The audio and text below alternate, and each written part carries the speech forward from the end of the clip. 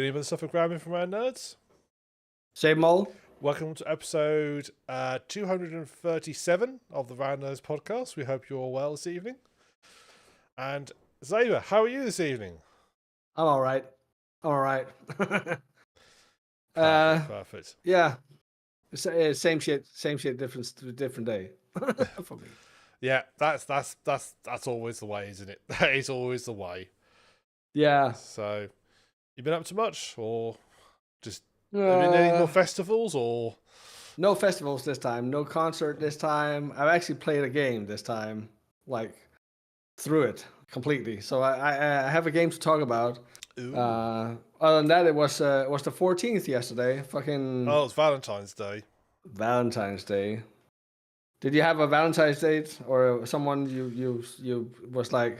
Is that a thing in the UK? Yeah, it's a thing in the UK. It's just another excuse for people to buy loads of tat that gets thrown away a few days later. Well, I usually and it's not a big thing personally for me, but I'm with someone that where Valentine's Day is a big thing, so therefore it's a big thing. Yeah, for me as well, I guess. That's that. Yeah, it's the guilty part of it, isn't it? It's like, oh, I must do something because it's Valentine's Day. It's like, I know. Well, it's more in the case that it's very much appreciated, so therefore it's being done. But the thing is, like, well, we'll get into that. Well, So the thing is, in Denmark, the guys were like, because Valentine's Day was originally something where you would declare your Valentines towards someone you wanted to court. You brought them flowers and candies, and or brought them on a date or something. To declare your affections toward a certain someone that was special to you. Yeah. Yeah. That's nowadays. It's nowadays like, well, now that you're in the relationship, then you have to go all out on one day. And usually that was a mutual thing. The Valentine's Day thing. It was the guy courted the girl, brought her on a date and blah blah blah. But that benefited whatever. But so in Denmark they've come up with a separate day. So on the 14th of February it's the ladies' day. The Valentine's Day thing. Exactly 1 month after, it's the guys' day, the 14th of March. I can't translate it. It's steak and blowjob day. What? Sorry, hang on. Steak and blowjob day. Okay. Well, a steak in Denmark is called bøf. Well, it can also be called a steak. Oh, I can see that because beef. Yeah, I can see that. Yeah, I can see so etymology there. Yeah, so beef and that wasn't the bit I was questioning. It's the second part that you just jumped in there with. That sort of made me go, well, hang on. Yeah, it don't really go well. Actually, you can eat your steak whilst. Well, one person can eat the steak whilst the other person. What? I just said it's the guy's day. It's the man's day. So therefore, the man's eating the steak. Oh yeah. That would work. Yeah. But I mean, that gives incentive to the guys to also make an effort on Valentine's Day. And it's the tradition if the other end of the guys' version of Valentine's Day, if there's a failure, if the Valentine who you went all out with fails you, is that what, divorce automatically, or is that sort of? I don't know. That very much depends on the people in the relationship, I guess.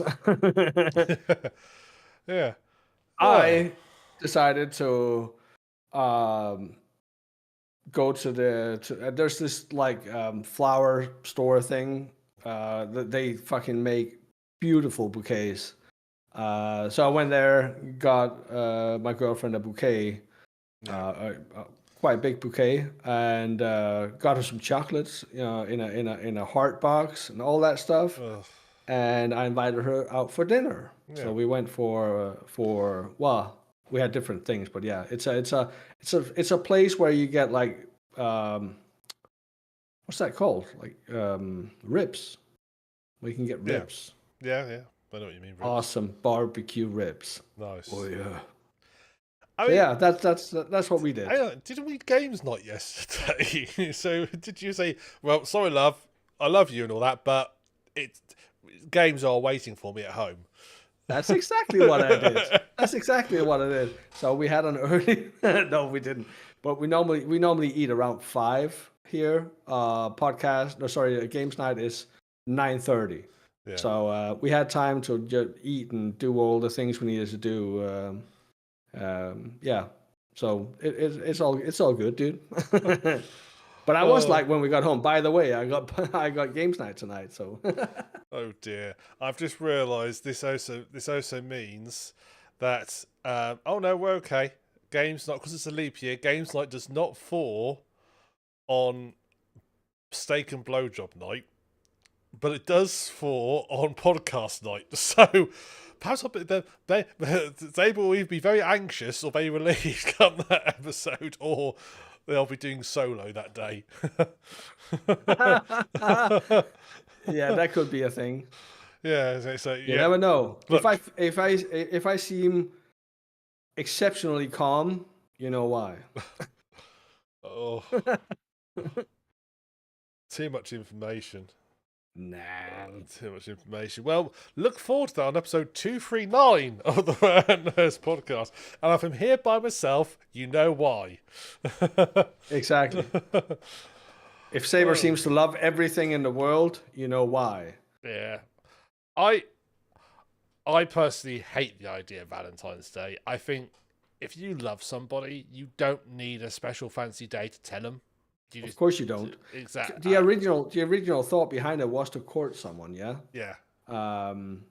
Whereas every day should be Valentine's Day. You shouldn't bring them Exactly. flowers every day, but you should treat each other really well every day. Exactly. Yeah. Exactly. So I really dislike the concept of Valentine's Day. It just seems it's something that started off as a nice thing, but now it just seems it's seems so commercialized. It's just another way to get people to spend lots of money on. Well, like everything else, like fucking the Easter Bunny. Well, Easter in particular, like Halloween. We have something almost identical to Halloween as well. We call it Fastelavn. We have that too. You also dress up and go out and what's called trick and treating. It's everything gets commercialized, dude. Yeah. I know, but there's something about Valentine's Day. It really rubs me up the wrong way. The way it's done, it's sort of like lost it. It really feels like it's. I know. I there's something about it I really dislike, but yeah, I haven't got a Valentine, so I'm all right. So well, you saved a fuck ton of money. Exactly. No children, no other half. The amount of money I save is amazing. Yeah. I'd bet. Well.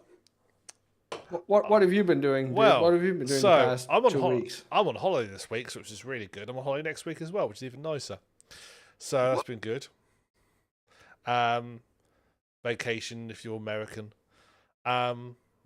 So that means we should do something extraordinary. Yeah, you should buy me roses and hearts. Oh, I'm very disappointed that you haven't. You'd let me do that? I would let you do that, Zaber. Oh, you're so nice. We won't do the other two things, the steak and that. We won't do those bits. What?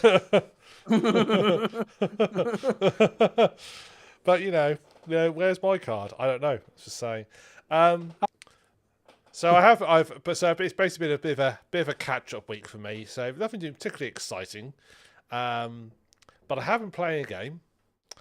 I have been playing Mr. Prepper. Mr. Prepper. Yeah, I can't remember if I got it cheap in a Steam sale. Sounds like a sex toy. It's not a sex toy. Have you heard? I mean, have you heard the term preppers as a group of people type thing? I know it's predominantly American thing. I think Sounds like a gangbang thing now. It's not. No, I'm sure there's probably a equivalent, but it's basically these people who plan for the worst. They plan for like disaster, so they'll like have like they'll stock. Some people like might stockpile food long term, like they'll stock like a year's worth of food and stuff ready in case like a nuclear war happens or COVID again happens again, or some virus or something, or something. Society collapses. They prepare for it. That's what they're called, preppers. They're preparing for it. Some go as far as building bunkers to hide in and go down, and sort of like they can live out like inferior nuclear war and stuff. Like that Mark Zuckerberg or whatever he's called, the Facebook dude he's Yeah, doing in Hawaii. Yeah, all yeah, right. yeah. So these people obviously aren't quite the same scale, but they are basically they're planning for everything going to shit, and they are planning how to survive everything going to shit. So, yeah, stockpiling food, stockpiling resources, stuff that won't go off, building shelters, basically everything they can to prepare for end of civilization as we know it, and to survive whatever happens above ground and so forth. Mhm. They're known in America. They started off. It's. I mean, obviously, people have done it all the time, so people do sort of like stock up here and there. But predominantly in America, they're known as preppers. And All right. I said I don't. I'm not aware of a British equivalent for a name or anything of it. I don't know if it's something that's common in other countries. I'm sure there are people. Well, I actually know somebody who was convinced we all going went back in 2000 and the early days of 2009 was convinced we are all going to get wiped out by bird flu, and so he All had right. stockpiled like 6 months worth of food that he basically had locked up ready, canned food, so everything that's like will last a long time. He had it all ready, so if he could literally lock his door and he'd be fine for 6 months. It's probably the kind of guy that hasn't had COVID yet. Like when COVID landed, it's like, no, fuck that. Well, Remember all them cans I had? I still yeah. have them. Yeah, I bet. I mean, we saw like all sort of like laughed and sort of mocked him a little bit of time. When COVID hit, I thought myself, he's laughing now. He is laughing now. Mhm. Yeah, he got a bit extreme. He had like gas masks and stuff and everything. Got a little bit extreme. Anyway, Mr. Prepper. It's Mr. set. Prepper. It's set in a. It's set in a. It's clearly meant. It's clearly set in America. It's a bit tongue in cheek. The place and they've elected like this president who's like declared himself like president for life. I'm pretty sure it's ripping off Donald Trump. I'm pretty sure it's all like mocking him a little bit, but that's where it feels like it is anyway. And basically, it's not clear quite them. It looks like they've almost like isolated all the communities, so stuff can't be like moved between communities. And you are the character you play. You attempted to leave your town, which is called Merricaville. Yeah, Of course it is. yeah. And you tried to leave your town, and you got caught, and you got brought back and like told, behave yourself. You can't leave. So you now need to think of a new escape plan of how to escape, but you're going to do that by preparing yourself for it. So Mr. Prepper's perhaps the wrong name for it. It should be Mr. Escaper. And you basically have to build. It's all in 3D, but it's done like 2D style game. So it's all like side on. Do you remember Fallout Shelter, the game from Bethesda, which was the spin-off to the Fallout series, which was it was a mobile game, and you had to build or have you ever played XCOM? Yes, I've played XCOM. You know how you have like your base is like on 2D plane, you can like dig out the ground and build buildings and stuff like that. Yeah. This game works the same idea. It's on a 2D plane, but everything's 3D. All right. And your house is at the top, and then you basically dig underneath your house and you dig out your bunker, which you can then fill up with goodies and stuff you find, and you're like sort of prepare for your house. You can like sort of like recycle like household goods you find in your house. You can like turn like, for example, you can get like jars and use the glass from the jars to make lights. So you can put lights up on the building. You can dig all the dirt out, which costs nothing. You can like sort of like break down other items for wood, for metal, and so forth, and basically all your stuff you can to build up your bunker. Right. And the basic idea is you sort of basically build your bunker up, and you're looking to find a way to escape. So you've got this little board, which is your escape plan board, which you can like sort of look at and you get ideas of how to get out and escape and what you need to do and set up. Mm-hmm. The sort of like couple of things that sort of like slow you down is, first of all, getting resources involves trading. So what you do is you go to like your post box and you'll can open up for trade. You'll see all your neighbors and you can basically give them stuff, and it all comes down to money. You can sell them stuff or you can buy stuff off them. And every time you do that, they'll trust you more. The more they trust you, the more items are offered you for sale, and you can also unlock other people to trade with. The more trust you got. So, like the first guy you meet, once you get to level 1 trust, he'll then like let other people know about you, and they'll then start trading with you, Mm-hmm. and you then trade them back and forth, goods and items and so forth. The what sort of like the real sort of like thing that does happen though, which will like sort of like to try and catch you out, is every so often the agency, who are sort of like the government organisations or monitoring people, one of their people will come to your house and inspect it. And what's neat is they are looking for signs that you may be suspicious behaviour, that you might be trying to escape and so forth. So you have to like go before they come. You have to go around like cover up like all your like any hatches you've got to go down into your bunker. You cover them over with a carpet so they can't see it. Your board, which has got all your like details on it, or your plan, you have to turn it round so it's like they can't see it's there. Mm-hmm. But what they also look for is they have like a list of items that they expect to find in your house, and stuff that's not meant to be there. It basically raises their suspicion, but also lack of things. So, for example, you need to have like they classify things are classified different categories. So, sofas and beds are in the same category because you basically use them to nap on and so forth. You need to have between 1 and 3 of them. So you have to have at least 1 and up to 3. If you go beyond outside that sort of range, that makes you more suspicious. So if you spend the game and like break down everything you own into raw materials and you like gut your entire house, when they turn up to inspect your house, they're going to be very suspicious that you're basically everything you've got is missing. You know, they're going to be very suspect that all your supply. It's like, I mean, if you walked into somebody's house and the house was empty and they're supposedly living there, you're going to be suspicious. You're going to think something's up. Yeah, instantly got to be like, did you guys just move in today, or did you just move out today? Yeah, exactly. So you have to, but so you can either you have to make sure you don't have too many things. So again, if they walk in and find you've got 20 boxes to store stuff in, again, it looks suspicious because you're not meant to be like hoarding and preparing for the worst. You're not meant to be doing that. So you have to make sure you don't have too many, but make sure you have enough to fulfill all the criteria they're going to be looking for.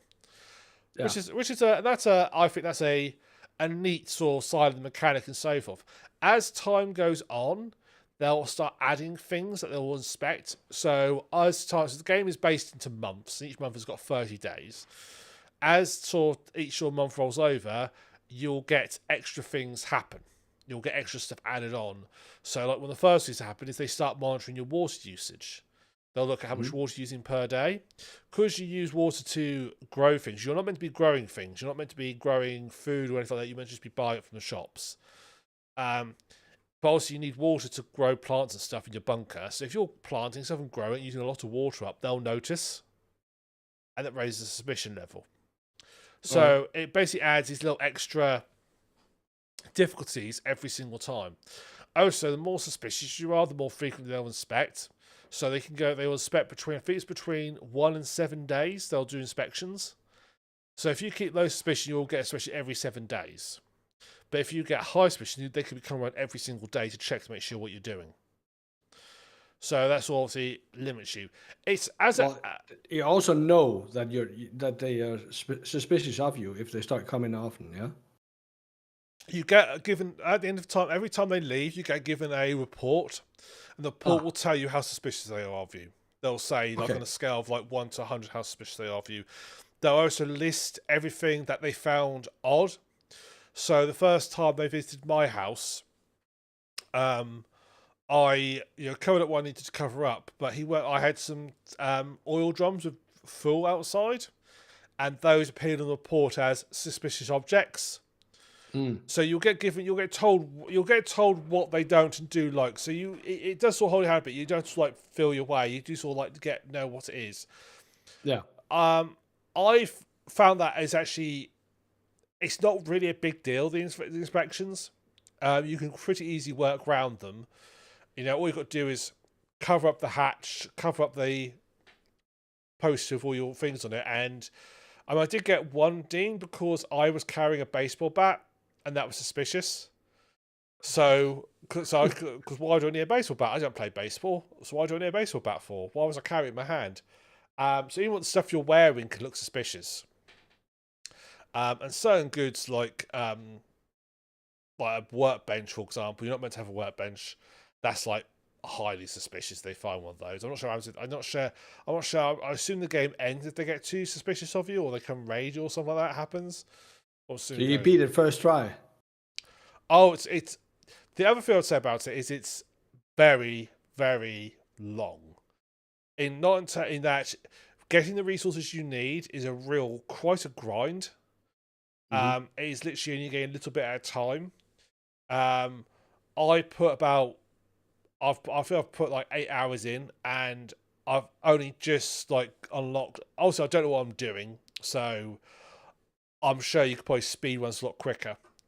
But I've only sort of like just unlocked like the rocket plans and stuff, because you basically the end game is you build a rocket to escape. I'm not sure how that really works, but apparently you build a rocket and you fly. They won't shoot it down, I guess.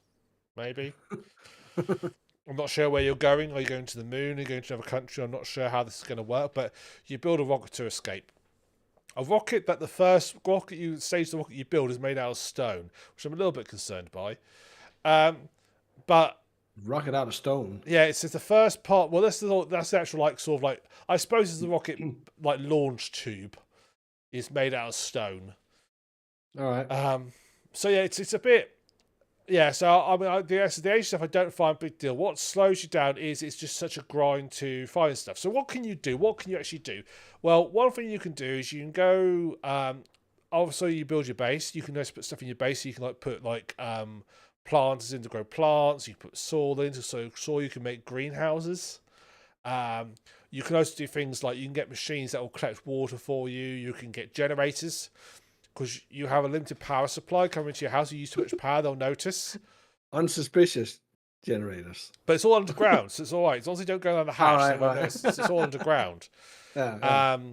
So you can build like little steam generators and stuff underground. You can build like tanks for watering your plants automatically. You can build fuel generators. They call them fuel generators, which are basically diesel generators. You can build those underground.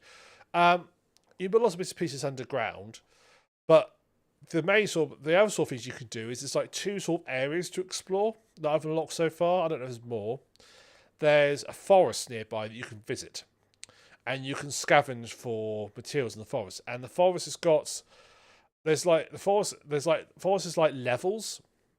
So you'll have like the first sort of like level of the forest is like in 3 parts. So you can walk through. It's 2D. So it's 2D planes. It's left to right, but there's like you'll see like footprints that go off into distance. You can walk on the footprints, and you'll go to another stage of that forest and move back and forth. There's these like rope cable car type places like gondas that move between sections of the forest, and you can repair them. So if you find a lever, you can repair it, and if you repair it, that'll give you access to like the level 2 of the forest, and then there's level 3. It gets up to about level 6, I think. But to get the next lever for the next level, you have to usually fight a boss creature, which is usually some wolves in the forest. This is what I've encountered so far, and you have to sort of fight them off. So there's combat in the game, very simple combat. You basically have a baseball bat or pick or something similar, and you literally Q strikes to your left and E strikes to your right. Oh, I was just point at this game point and click. You don't control your character actually. It's point and click to move around movement in the game. Okay. There's also a mine, and the mine works similarly in that there are that's mines where you get stone. So forest you get wood, the mine you'll get stone. And as you go in the mine, it's all like go down. There's a little control panel next to the lift. So the lift will take you down a few stages, but to get to like sort of the next stage down, like the next sort of section down, there's like a control panel which you need to put a card in. The card will take you to the next stage down. So you can actually work way to the mine. And again, I think the mine's got 6, 7 levels in it. And as you get further down, you'll find other resources like stone, mushroom. You also encounter more enemies. You encounter mining machines that if you put diesel in them, they'll basically mine and pull out goodies and stuff like gold and gems and stuff that you can then sell to make money So a sort of typical day typical day is basically, get up, water your plants, go to the forest, scavenge, go to the mine, get some bits, build a few things, and go to bed. You have two sort of like things you need to monitor. You have a tiredness monitor and you have a stamina monitor. So you don't have health in this game per se. You can't die.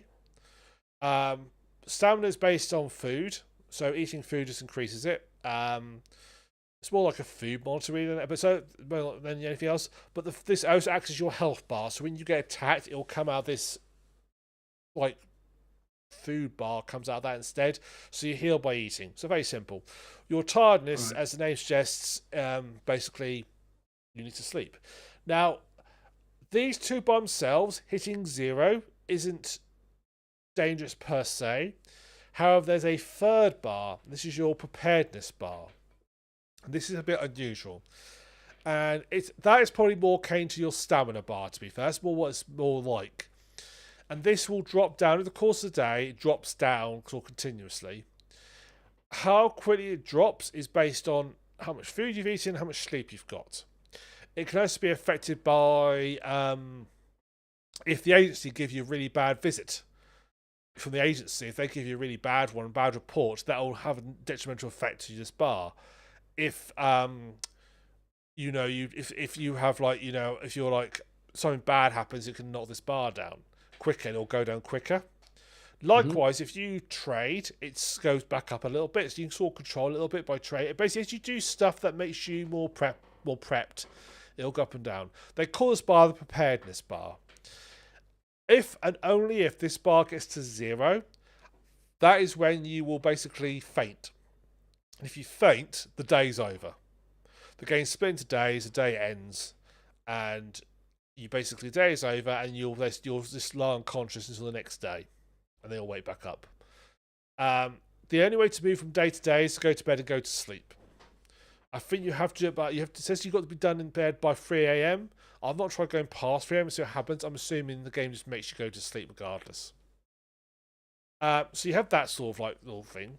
Also, over the course of the month, random events will happen that will cause you trouble. So, for example, you may run out of water. The water supply might get cut off temporarily for like a day, so you have no water. So if you've not got backup reserve for your plants will wilt. You may lose power, which is also disastrous because basically all your equipment relies on power, including your plants, which are underground, need light sources to grow. So if they've got no light, they won't grow. The postman may disappear for a couple of days.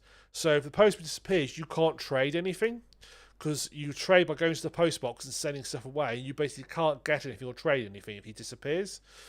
So those days basically cut off your entire trading ability, which sort of scuppers a day really a lot.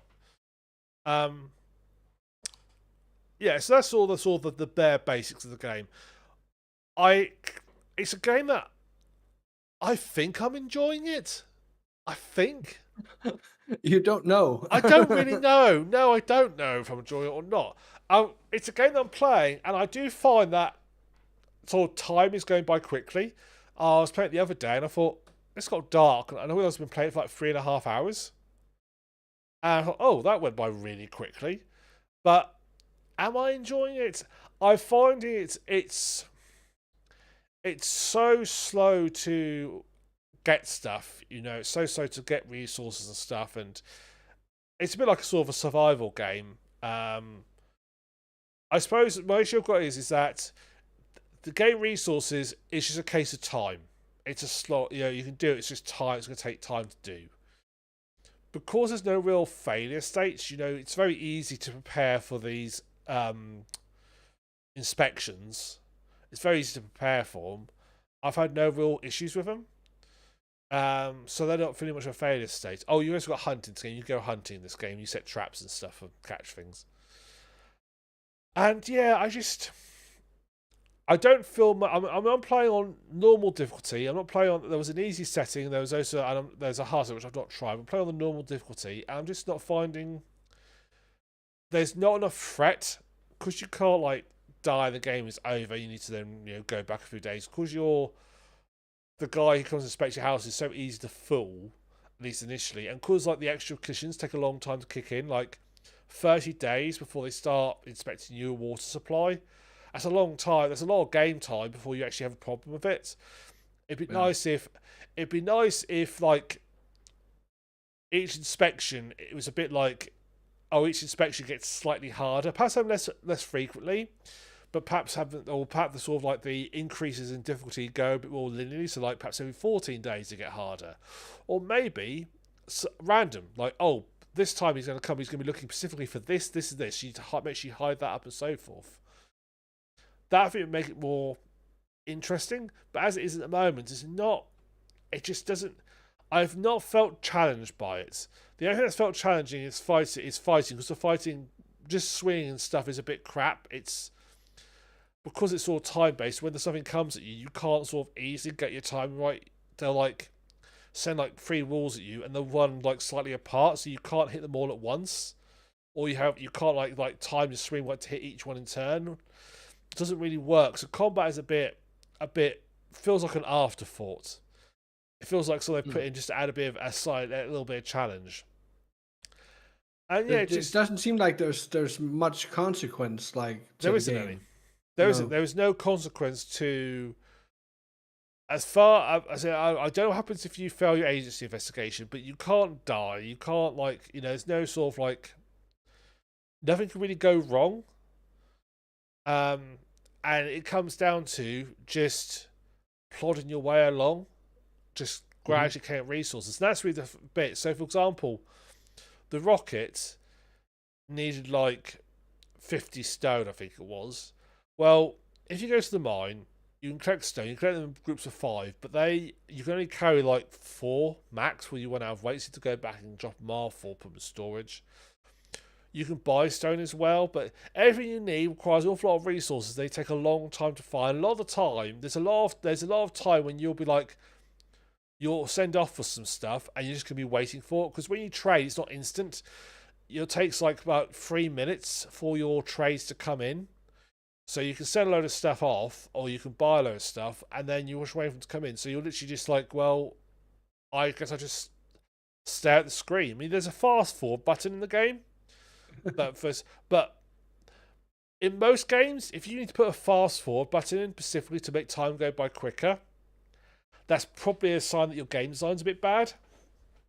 Yeah. I mean, there's places where it makes sense and so forth. There's places where I'm happy with that. So, for example, like flight simulators, sometimes they'll have like a time acceleration because they're meant to be like simulated flights. So you're meant to be sort of like game things, or like in like RPGs, you can sort of. You often be able to like sit down and wait for like a certain hour or so forth, but you can actually click a button in the game and skips time. This one you actually have to wait through it, even with fast forward. Yeah. So I find the time bit a bit. I do find myself like there's a lot of time I just stood idle, like, well, I can't do anything. I literally cannot do anything. I can't end, and like you end the day by going to sleep, but you can't go to sleep till like after 8 p.m. in the evening. So I was like, well, I can't end the day. I'm just stuck here. Literally, I can do nothing. Because I've done everything I possibly can, and until stuff respawns, until my trades get in, I literally can't do anything. So I'm literally going to sit and just have to watch the clock go by. I suppose. Or make a tea. Yeah. I mean, it's quite like it's got some nice little details on it, but it's not.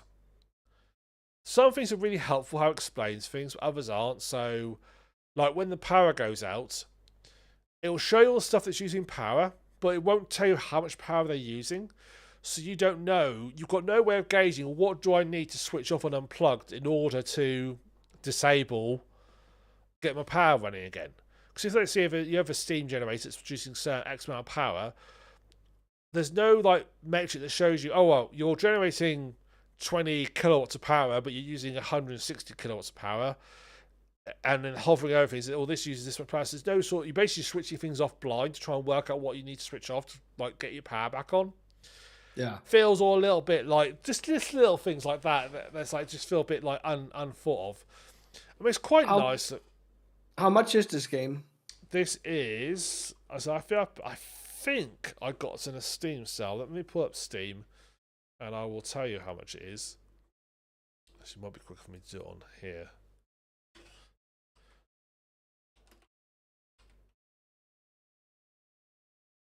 This is the prepper on Steam. Let's have a look. Now on Steam, I mean, I should say I'm in the minority here for this game, because it's got 90. It's overall lifetime reviews at 82% positive reviews. All right. So I'm definitely the minority on this game. Oh, it doesn't tell me on here because I'm signed into my Steam store. Oh, Steam is loading. I think I have mine up and running. I can go check if you want. Yeah, I'm now in it now, Mr. Prepper. 1675. Ah, okay. The reason I ask is sometimes like when these games where you're like sat thinking, what did I really get out of this game? Sometimes with the low price, it's kind of justified. Yeah. Yeah. But if it's, I don't know, 20 quid and above, it shouldn't be like that. And it's damn near close to that marker. It is, yeah.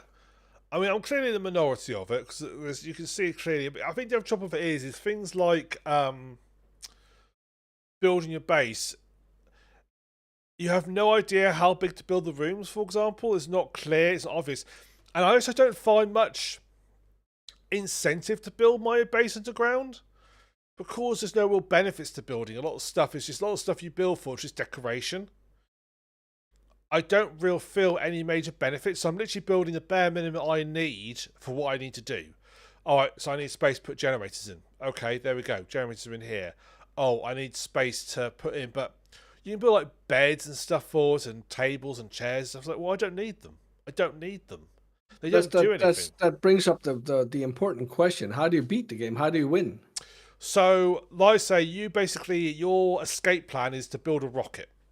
And you build the rocket by collecting lots of resources. Now, there are some parts, each rocket part will often have a part that needs. So, for example, I've built the launch tube for my rocket. I'm now building like the first stage, and I need to find artificial horizon. And those, I found out that you find those, because I was trying to work out where you find these from, and you find those up by completing. There's like three sort of like side characters that have quests. You've got a woman who lives in the forest who will grow plants, and she'll ask you to like collect plants or grow plants for and so forth. There's a guy who lives in the mines who again will get you to do like jobs around the mines, and there's this other guy called the Minuteman who is clearly a fellow prepper, and he'll ask you Minuteman. Yeah, based on the American Minutemen. And he will, and also Minuteman is also a type of nuclear missile. He'll ask you to get him like specific items.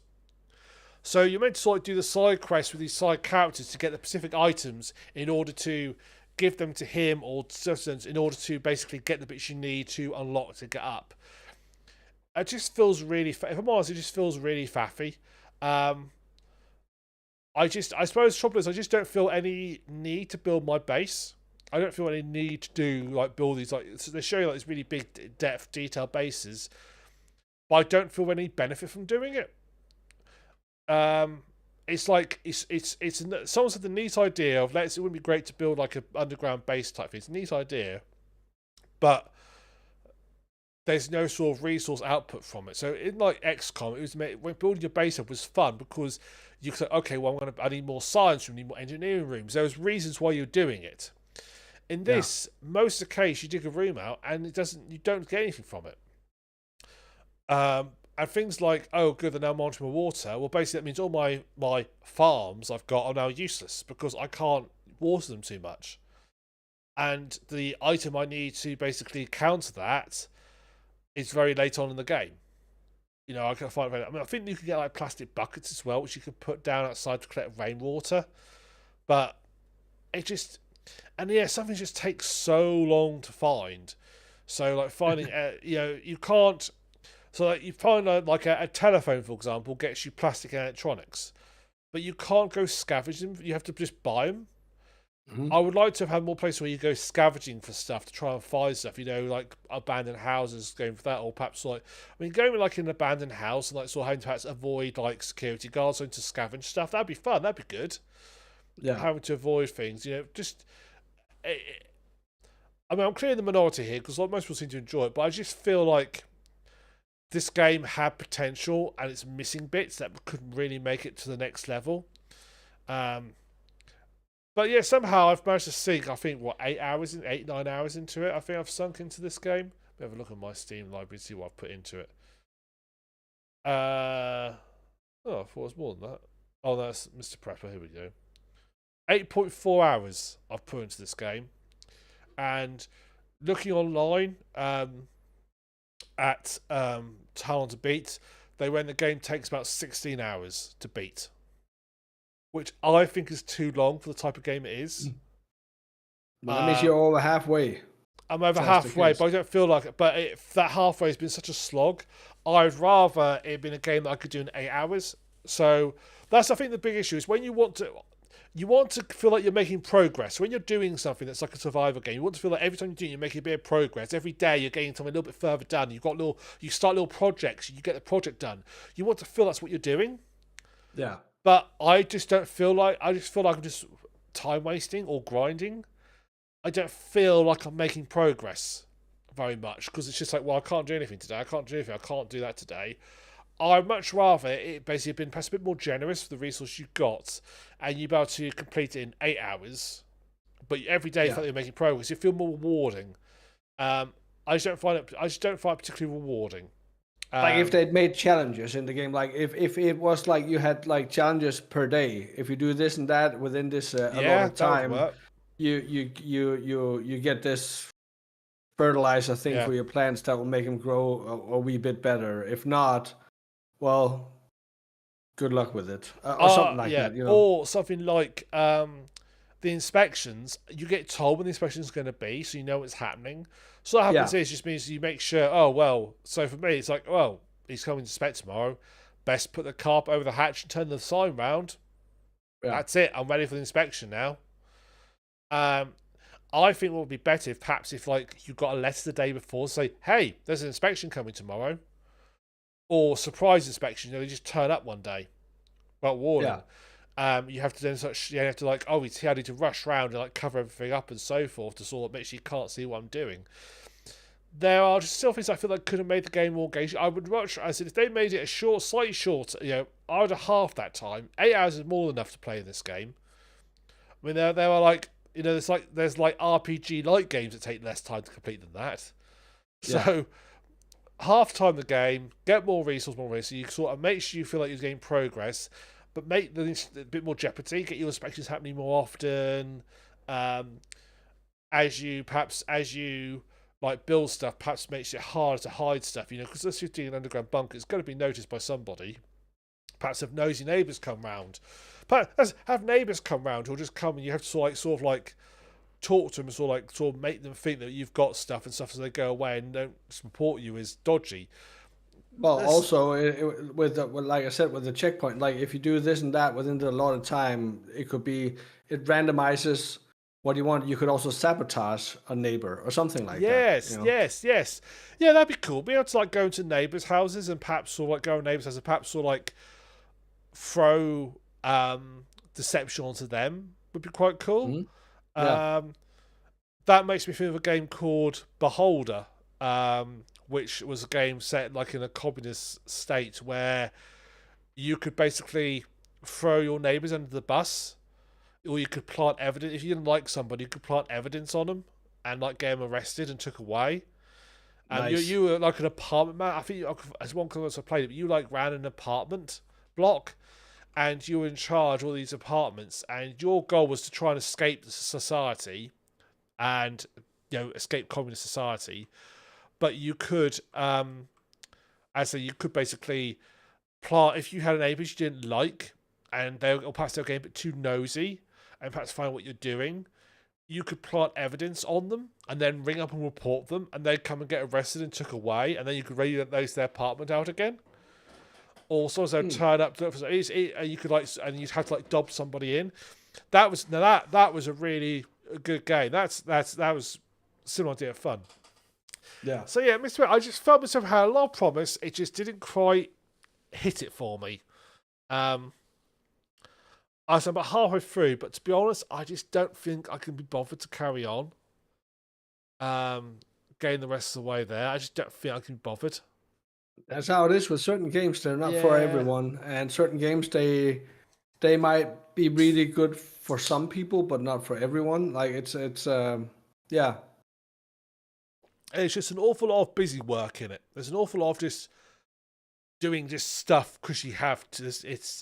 I've got to go to the forest there, pick some berries and so forth, and it's also not quick. It takes time to do it. Just translation. It's both. It's very slow, too slow basically. And it just feels like you're grinding it most of the time. It's very much a case of it's a neat idea, but I don't think the execution's quite fallen right. Yeah. Mr. Prepper. Mr. Prepper. That was Mr. Prepper. Yes. Prepper. Prepper. Yeah, if you look up on Steam, you'll see what I mean. I'll actually look it up right now, just because. Yeah, have a quick look at it. Mr.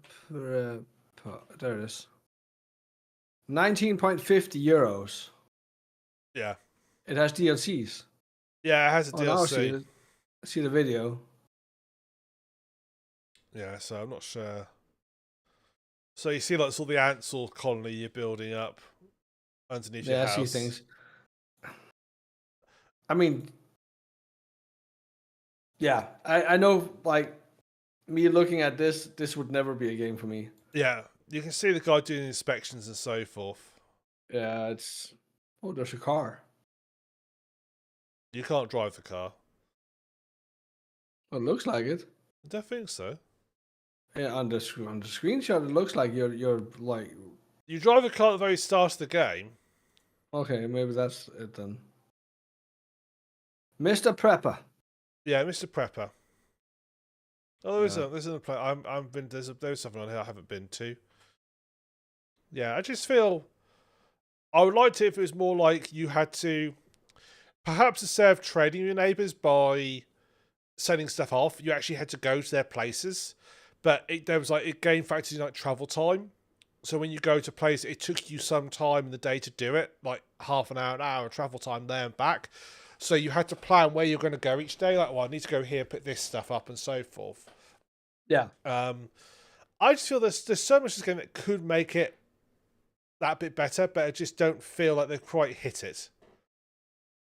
That's the thing. There could be some of these newer developers that hasn't had the same experience as some of the bigger and more experienced developers. They might not hit the same way when they release a game, because you when you sit down and you play a game, you want to be caught up in this game right away, so you won't lose interest. And I think that's a hard balance sometimes when it comes to these. It could be, at least I could imagine, it could be a hard thing to balance. And also when it comes to game ideas and figuring all that shit out and how to actually implement things into their game to make it interesting enough to be able to keep people playing their game without it feeling like a drag. Yes. Yeah. No, that is right. You just get the feeling that it was almost ready for greatness, but didn't quite get there. Although I'm looking at one of their other games called Mr. Nomad, which looks quite interesting. It's early access, but it's gonna have online co-op, which would be quite cool. And you basically have like a fortified camper van, and you face zombies. Oh, that's quite cool. Yeah. So unfortunately, no, I'm gonna have to say it's not. It's very much the category of it's not bad, it's not terrible, it's just not great. So yeah, I'm gonna have to put in that sort of category. It's okay. It's probably. Should we start rating our games like when we talk about them, like 1 to 10? Yeah, we can do.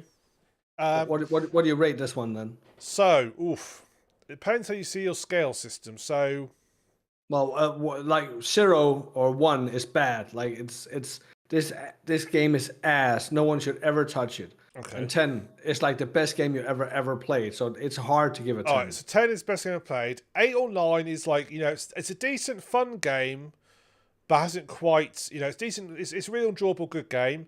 A 6 or 7 would be like, there's something here. It's okay. There's some fun to be had here. It's just nothing special. It's probably 6 or 7. Anything below sort of like 3 to 5 would be like, yeah, this film is fundamentally broken. It's just not worth having. In that case, I'd probably put Mr. Prep about 6.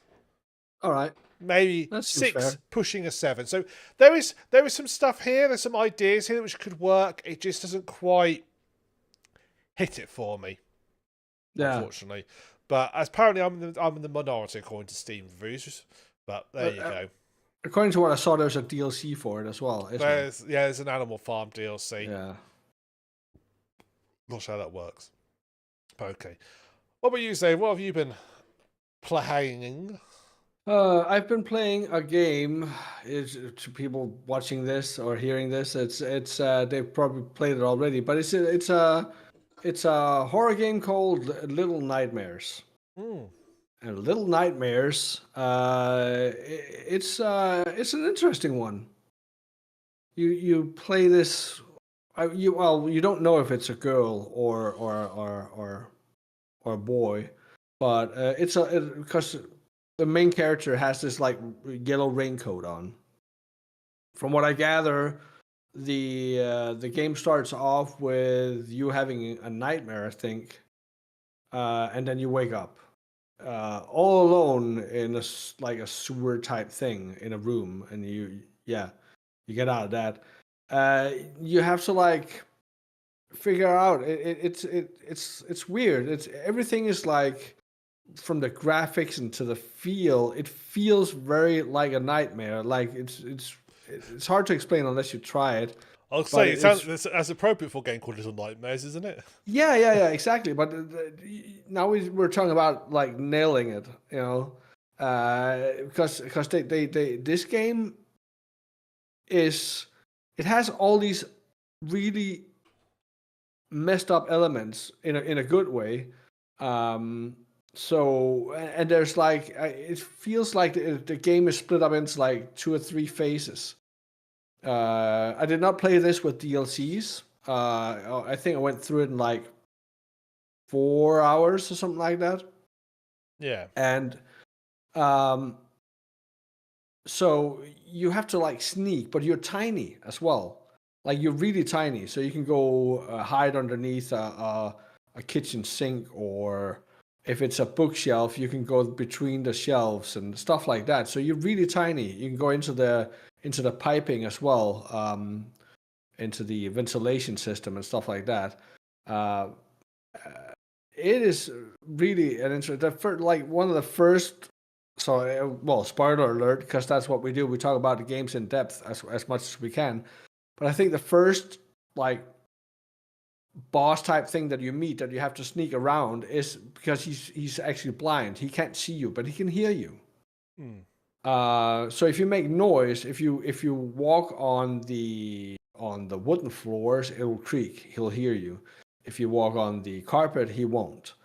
But there are certain places where you have no choice but to walk on the wooden floor. And then you can get, have you seen those toys, the wind-up toys? It's a monkey with like, oh yeah, that claps the cymbals, yeah. Yeah. So you can pick those up and toss them to like throw them off. But if he gets you, you're dead.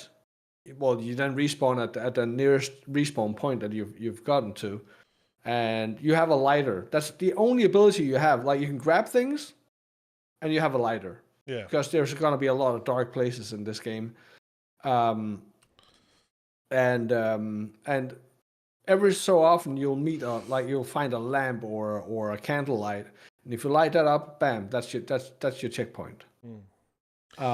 Is it predominantly a stealth game then, or is it like a puzzle game? Or I'd say it's not only stealth. It's because I wouldn't categorize it as stealth. I don't like stealth games, but it's I don't know. It's kind of intense, really. It was pretty good. It's a good, really really good game, but I don't know how to categorize it. I've seen nothing like this before.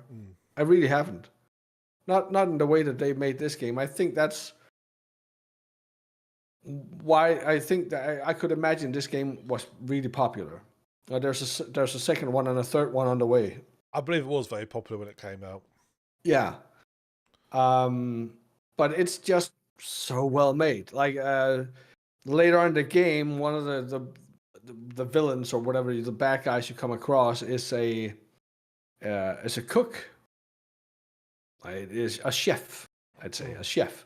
Well, there's more than one chef, but you're in the kitchen and you're walking about. You have to make sure you're not seen. If you get seen, they start chasing you. They will chase you around.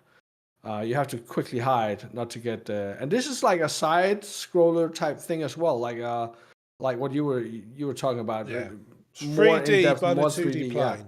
Yeah, something like that. But it's very intense and it's really really well made. I'd say everything down to the atmosphere, the graphics, the audio, everything about this game is just awesome. I got like sucked into this game immediately, and just couldn't let it go again. It was, and also there's like it feels like because these chefs are preparing meals for that you find out later on that they're preparing meals for guests that are coming to the place where they are, and these like at one point you're trying to get past all the guests eating.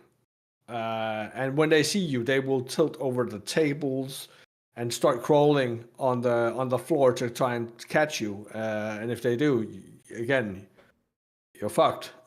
Yeah. And also, like at some point, you have to. So you one of the bad guys come down an elevator, walk into another room. You need to use this elevator to get back up. You use it, and then they go look. You can hear them scream. So as soon as you get off the elevator, you see it go down, and you know now they're coming up. You need to hide really quickly. So there's these little puzzle elements to the game as well, where there was one place where I couldn't figure out how to, like, I was in this room, I couldn't get out of it, I couldn't use the door. You can like jump up and grab to the handles and stuff like that, and hang on to that to open doors or do something. Even levers as well. And I couldn't get out of this room because one of the bad guys come into the room and I was hiding. He couldn't find me. He walked out again. The door is shut. It's closed. It's locked. You can't get out. Until I figured out that there was this little like a bucket or something like that I could pick up and throw at the mirror to break it, and then I could get into another room and climb up. That was behind the mirror. Yeah. And so there's these little neat puzzle elements to the game as well. But am I allowed to spoil everything so people won't play the game? I think people got warning about it. Yes. So spoiler warning for anyone who hasn't played the game. If you haven't played the game, get it, and cover your ears. Do something for the next 20 minutes. For the next minute. All right, minute starting now. Go. Yeah. All right. So eventually, the final boss is this woman. You have to like beat her. I'm not gonna say exactly. Well, I can, but you pick up a mirror and because all the mirrors are broken, but you find a mirror and you show it to her, and that will, slowly kill her every time you do that. Kill her. Eventually, throughout the game, you get hungry. You eat things, and eventually you eat one like these small little things walking around in the game, and you will start eating one of those. So game starts becoming a little grim because you actually gotten to the point where you kill things to eat it to stay alive.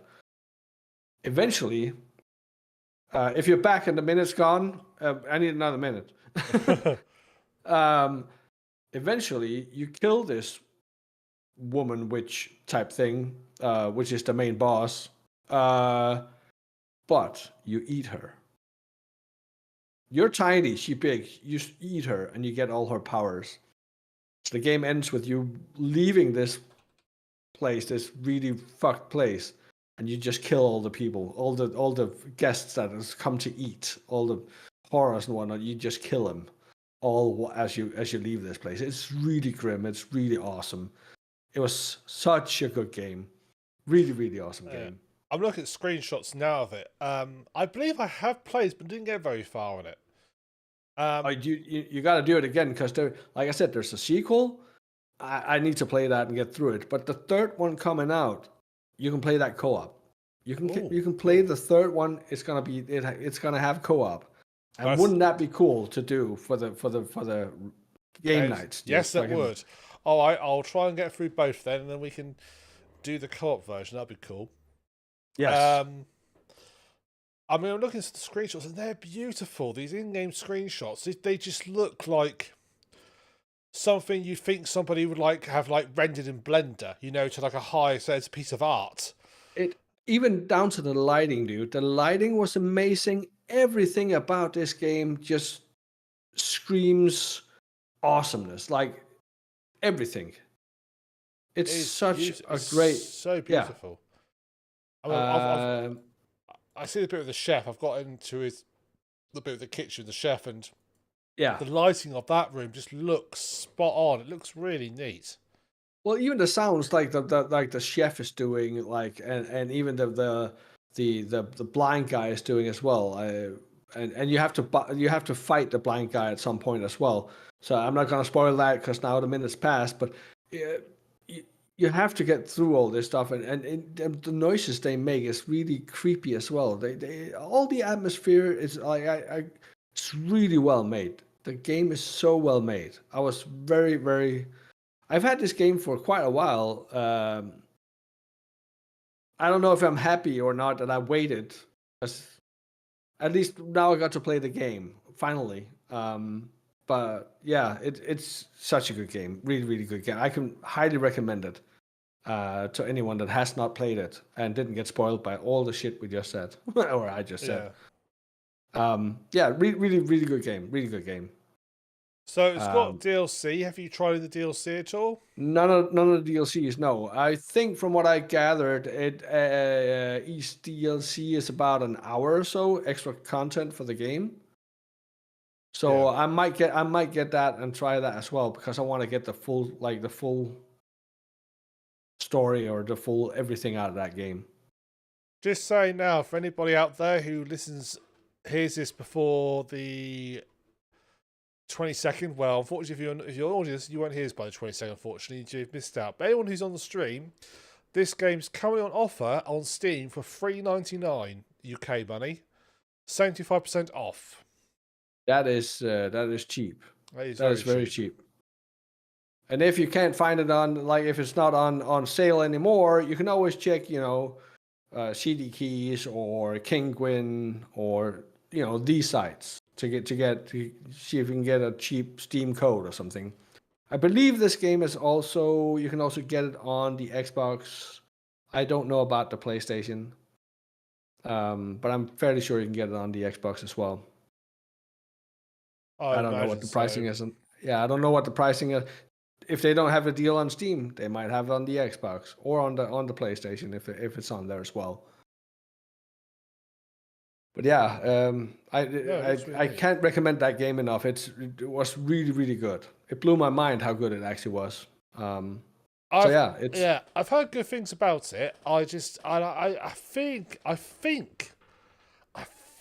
I played it on Stadia of all places. I think it That was could be. One of Stadia's free games. I think it was on there. Yeah, I think it was. I I I vaguely remember it being there. Yeah, I think I started playing on Stadia, but didn't get very far in it. yeah. But For perhaps I those who have to. doesn't know what Stadia is, that was like an online streaming platform for games, where you could stream your games or stream games And for a despite fee. what everybody says, it was very good. It was. It It was was. actually a really good. I mean, it was very dependent on your internet connection. If you have a half decent internet connection, it was really good. I mean, I used to play on a 50 megabit connection, and it was fine. So I, it was really good bit, really good. And everybody really shat on it at the time. Actual fact, it played. You forgot you're playing streaming. Um, you can do that now with stuff like GeForce Now. GeForce Now is actually pretty cool too. yeah, So if you have a Chromebook that isn't designed to play games, you can get on your GeForce Now, link it up with your Perfect World Games, whatever, and Steam and other things, Origin, I think as well, and everything that's compatible from there. You can just stream the game from a game server or something like that. So it's not reliant on what hardware you have in your machine. As long as you yeah, have a good enough internet connection, you can just stream your games off of there. The games you own. You have to own the games. yeah, But it means if you don't have a PC, you can still buy games if they're compatible. And there's a compatibility list. You can check if the game you want, oh, is this compatible? Oh, yes, it is. I'll buy this. And then you can yeah. play it on your Chromebook. It's awesome. Yeah, no, I had the free trial of GeForce Now. I had and I was playing Cyberpunk 2077 on it, and it was like this Yeah, is pretty amazing. it is. I did go back to playing on my machine. The only reason I went back to my machine is I don't know if it's changed now, but at the time GeForce Now would only support like 1080p standard ultra wide, so standard Hmm. widescreen, whereas I've Yeah. got an ultra wide monitor. And I'd rather play Cyberpunk slightly lower quality but an ultra wide than in the sort of like widescreen version. Hmm. Because now I've got an ultra wide monitor. I love playing games in ultra wide.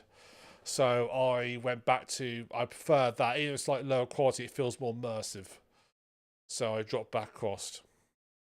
Back when we played Valheim for the game nights, Yeah. this room here was actually my daughter's room. Back then, my girlfriend's son also lived here. He's so old now. He has his own apartment, but my PC was in here. So when she was home, I couldn't really sit in here and play PC. Yeah. So I used the GeForce Now because that was when Skaz and me was grinding a lot of the materials we needed for Yeah. Valheim. So I did that on my Chromebook. I used the GeForce Now to get on there and play Valheim. Oh, there you go. Last time I was in the UK, I brought my Chromebook and I was playing League of Legends, Dota 2, and was it Counter-Strike, I think? Through that, even though it was like you're playing this online, like you're streaming the game off a server and you're also playing an online game against Yeah. other people, it actually worked, dude. It did. Oh, game streaming is bloody magic. It just, like I say, Stadia was magic playing that. It was just like, I can't believe Yeah. I'm sat here. My keyboard signals are going across the internet, being interpreted, being created, and the game's rendering out an image and sending it back to me, and I don't really notice the latency. Yeah. Did Skaz tell you how he told you about me and his time playing PUBG on Stadia? Has he told you about that? No. So me Yeah, and him, yeah. I think he did at some point. Vaguely remember something. I just can't remember what it was or what was being said. one of the early game nights back in the day, me and him played PUBG on Stadia because we both had Stadia accounts and it was free. So we thought we'll play PUBG. So we play it. In the first game, we saw like we die fairly quickly and so forth.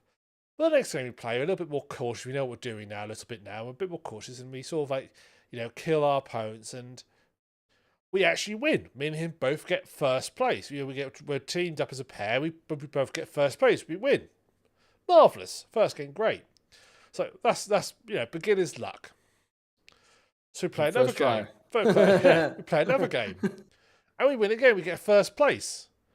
We play another game. We get first place. And I say, Skaz, or I can't remember which of us spotted it first, but it's like, do you think there are actually any other people in this game, or are we just playing against bots? Because we used to be doing very well. Yeah. People who've never played this game before, and all of a sudden, in like 5 games, we came top of the leaderboard in 4 of them. Like first place.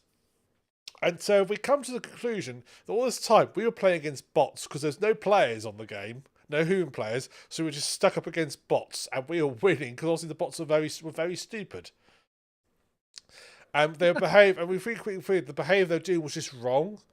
So we don't know until this day if they're bots or whether all PUBG players on Stadia were absolutely shit.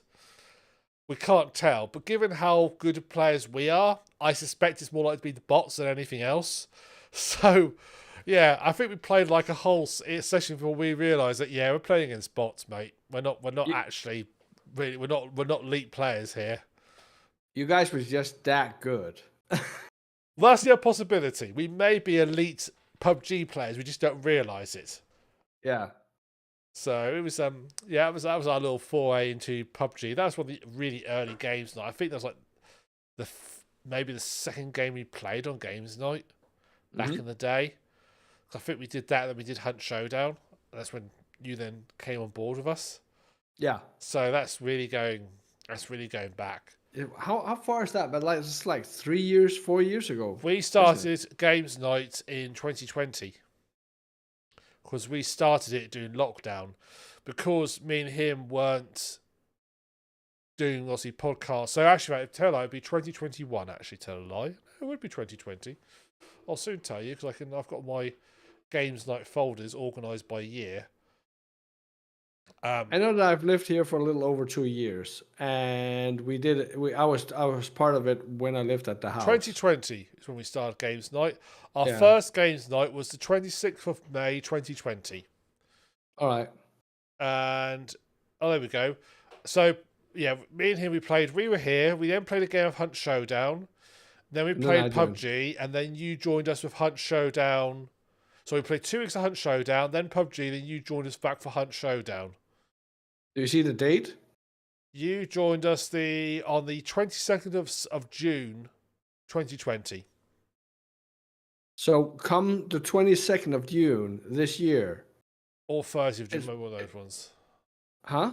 Or might have been the 30th. I can't remember when you joined us, if you joined us like on week 3. I think you did. So yeah, 22nd of June, I think. So that's 4 years then. That's insane. That's insane, dude. That's back when we used to play weekly as well. Oh yeah. Yeah, we started off doing weekly and then ended up doing bi-weekly. Bi-weekly, yeah. I'm glad we did because that was so much to edit in. That was a real tough to get edited in time.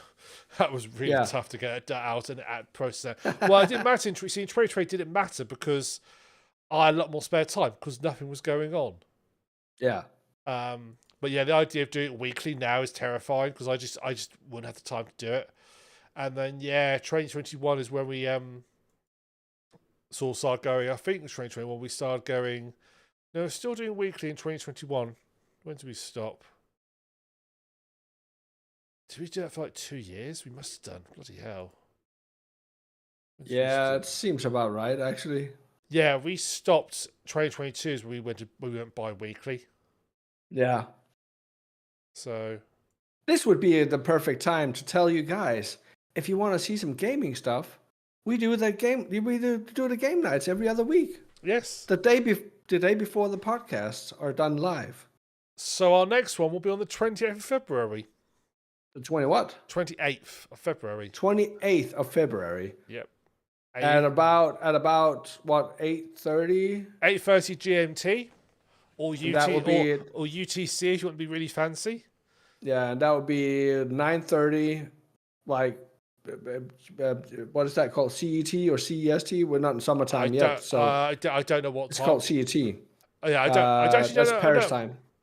Yeah, I don't know how time zones work in Europe. I know how time zones work, but I don't know how you split up. Is like every country got its own time zone? Do you like use like a But this is CET. This is called CET, Central not European plus some. time. Yeah, exactly. Or CEST, Central European Summertime.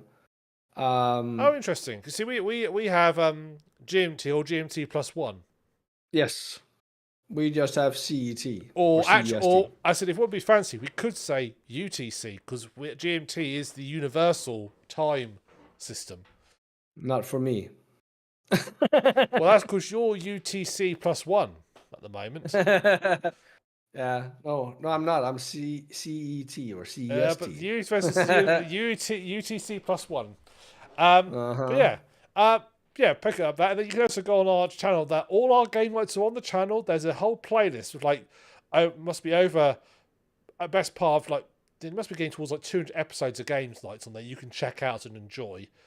There's And so many videos on there, and Ram he does these reviews on there or something like that of the what's it called, Doctor Who. yes, You can go check that out too. So Ram he has his own little thing where he does that. That's all on YouTube. Go on yeah, YouTube. go on YouTube. YouTube forward slash Rant Nerds. Yes, check it out. And then we have the game nights. That's both on the YouTube channel, isn't it? Yep, youtube.com/brand. No, games nights on No. Twitch. Games nights on twitch.tv/RandNerds. Now, I've also got my own Twitch channel, but if you go to the Rand Nerds one, that's the main one. That's where you'll There see you all the go. game sites Yeah. stuff. Oh, And good. then we have these. And if you're listening to them, you can join them live on Twitch. And come talk to us. Come talk to us. We don't see the comments, but come talk to us. I have all the comments up on my screen here. I've got them all in front of me now. No one said anything, but they're all See, here. that's what I said. We'll talk to you. We'll talk to you guys. Please and, talk and, to us. and stuffs. Yeah. Yeah. Please come chat with us. Yeah, check that all out. Our next one will be on the 29th. Right. 29th. Yeah, February will be our next podcast. See? Yeah. Magic. So one final thing before we wrap up, I just want to talk about. We were discussing science fiction TV series last time. We had a big long list. We won't make a big long list this time because that took me an awful long time to find all the links for the relevant pages of all the various TV shows we've watched. But I just want to briefly talk about. So I mentioned getting I activated my Apple TV subscription. 3 months free. So I've been binging lots of stuff on Apple TV to catch up with it, to hopefully get it all done before my subscription actually goes live so I can cancel it and have my 3 months free. And I just want to talk about a series I've been watching, which I think you might be interested in watching, because it's by Ronald D. Moore. It was one of the executive producers who also produced Battlestar Galactica. Ooh. Yes. The new version of Battlestar Galactica, not the original. Yeah. And What's it called? I'm watching a series called For All Mankind. So I've heard about that one. It's very good. It's set in an alternative timeline. So the point of divergence, it basically is based around the space race. So in our timeline, in 1966, the sort of head of Roscosmos, the Soviet space program, he dies. Or not so much head, but he's very not the head, but he was like in charge of their rocket design. By all accounts, he was a genius. He dies in our timeline. Our real world, he died. In For All Mankind, he doesn't. And this basically means that what ends up happening is the Soviets land on the moon first. They beat the Americans to the moon landing. So, so the TV series starts with you watching the moon landing happen, and someone coming down from the moon capsule, and as they turn around, they've got a Soviet badge on, and they basically say, I do this for the Marxist-Leninist state and all sorts. So in this time, this spurs NASA on to basically get back at the Soviets. They want to get someone on the moon themselves. They want to get landed there. The space race kicks off full speed. Whereas in our timeline, space race basically ended in 1969. Really, no one bothered doing anymore. This is basically what would happen if the Soviets had beat us to the moon and we really kicked into gear to try and show us what we could do, what the Americans could try to show us what they could do. So this first series is set sort of late 1969 to the mid 70s. It goes on to. And it basically follows America progressively, getting to space, getting land on the moon, getting their first person on the moon, getting their first, they start recruiting women astronauts to like compete with the Soviets. And it also follows them starting up their own moon base. They actually set up a moon base up there called Jamestown.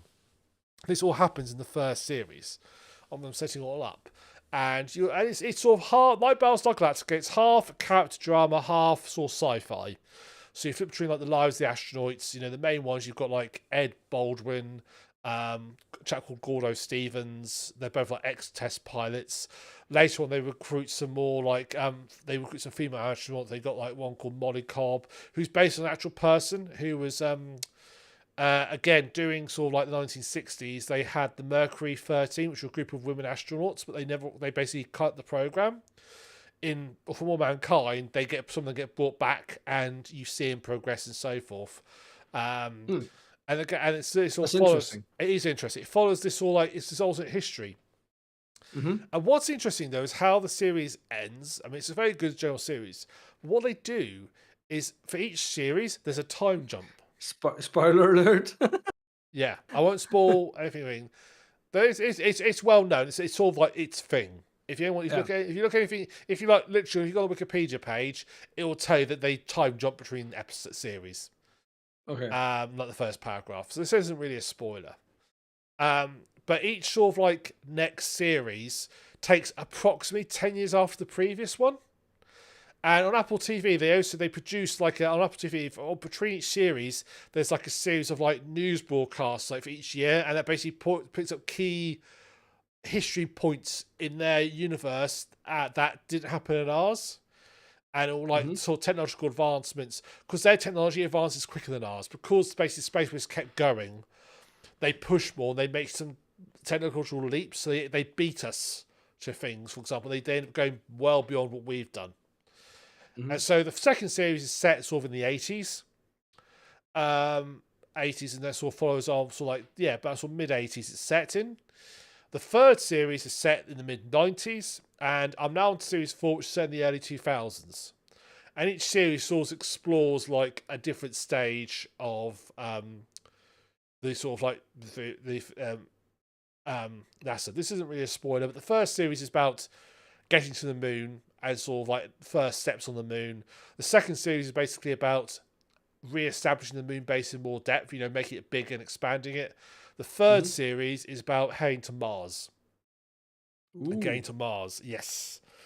And I'm now on the fourth series, so I can't say what the fourth is about, but I think it's about more like asteroid mining. So, because you take this all jump, you get to see how like things they can basically, they've got excuse basically to get stuff more developed, so they can move on and stuff can happen in the meantime. Most of the characters, like sort of there's, and like being a Ronald D. Moore show, a lot of the don't get too attached to most of the characters, because Battlestar Galactica doesn't get attached to the characters of Battlestar Galactica. But Ronald D. Moore. This is sort of similar sort of thing. I won't spoil anyone who goes, but don't get attached to anybody. What was it called again? What was the show called again? For All Mankind, it's called. I've just written that down. Yeah, it's something I need to check out. Oh, yes, you do. If you've got Apple TV, it's on there. It's really worth watching. Each season's 10 episodes long. I have literally binged. I started watching this last Sunday. No, not last Sunday. Sunday before. So in like 10 days, I've binged 3 seasons of it so far. Each episode's about an hour to an hour and a half long. Some are shorter, but they're about an hour to an hour and a half long, some episodes. But they are really good because you get to see the characters develop. So it's all about character development as well. And obviously stuff happens in between, which they'll mention and so forth and then get expanded upon. But it's a real awesome series.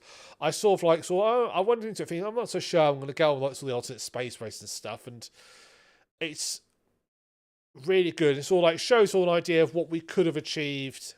Obviously, it's as sort of time has gone on, it's got more sci-fi because it had to. Because obviously, season 1, they could basically base their technology on what NASA had at the time and what they were like looking into. Season 2 was the same.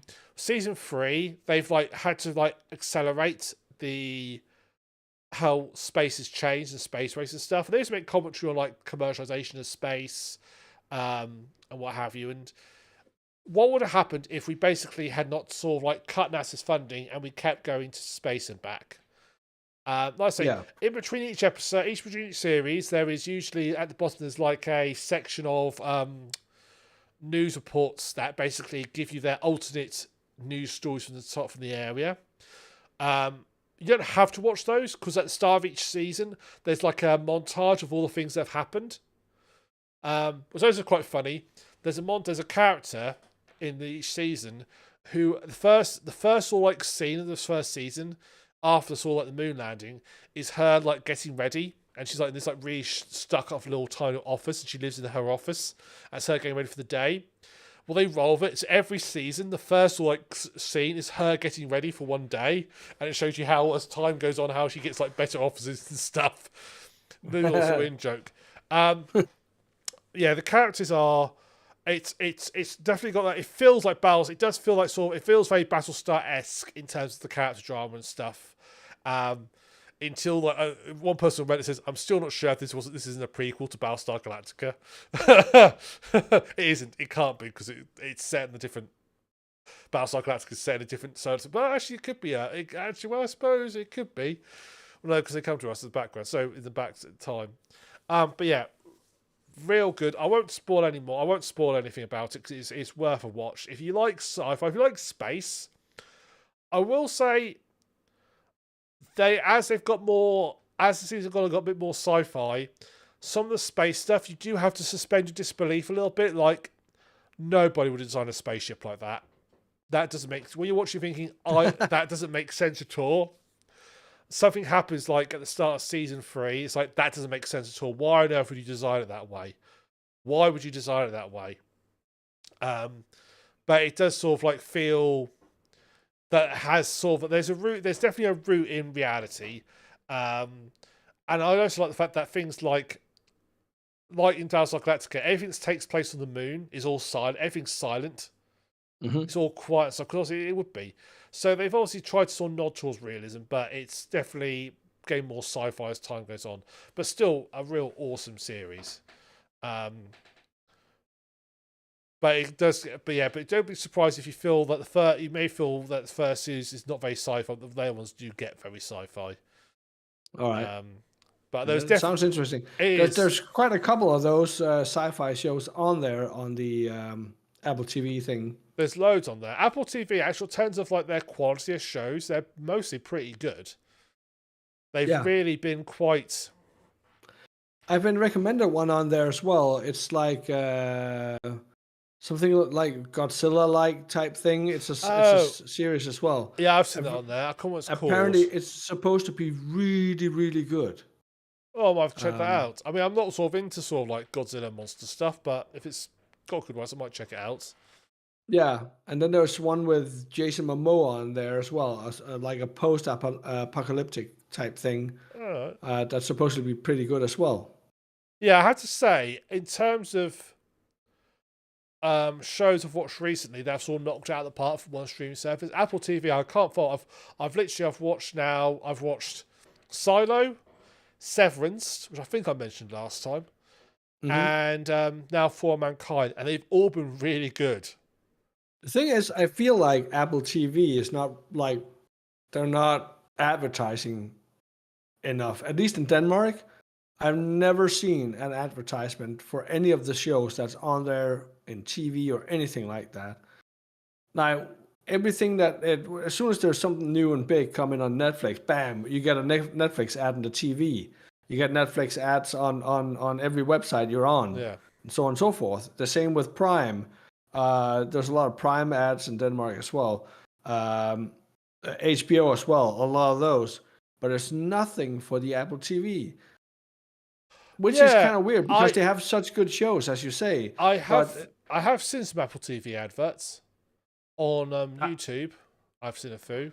Oh, probably, yeah. It could be on YouTube, but like in TV, in TV here, we have tons and tons of adverts for both Prime, HBO, and Netflix, and so on and so forth. We have a Danish one, huge one called Viaplay as well.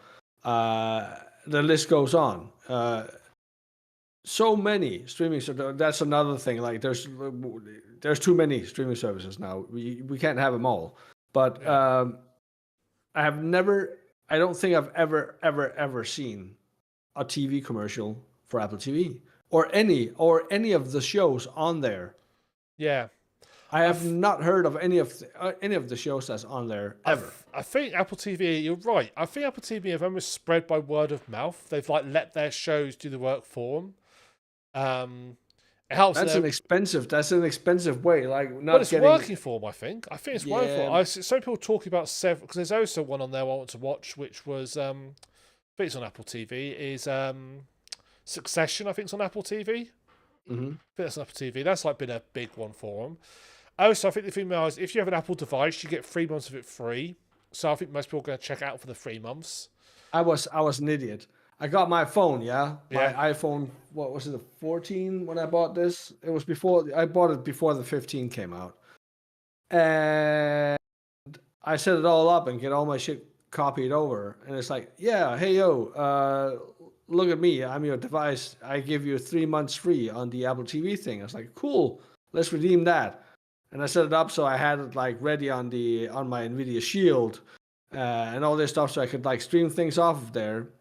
But as per usual, I was in the middle of another show on another streaming platform, yeah, and eventually I ended up fucking all 3 months gone. yeah, I hadn't seen a single episode of anything or anything, like nothing I'd seen on yeah. there. I picked up Apple TV because I wanted to watch. I specifically set up because I want to watch Silo, which I heard good things about. Yeah. And then once I watched that, I was like, well, Severance is meant to be really good.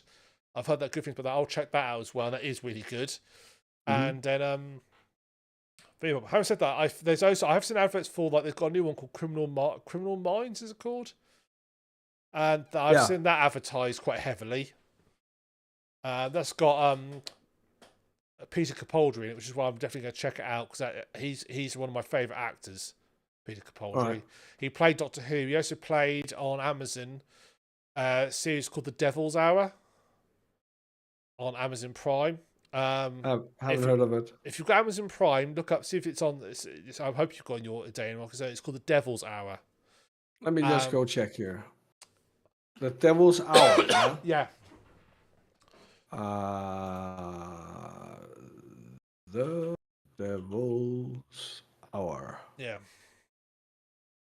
It is on here. The Devil's Hour. Let's see if I can see who he is. It's the guy with I'm the talking grey about. hair. Oh no, it changed the image. Guy with the gray hair. Oh, that guy.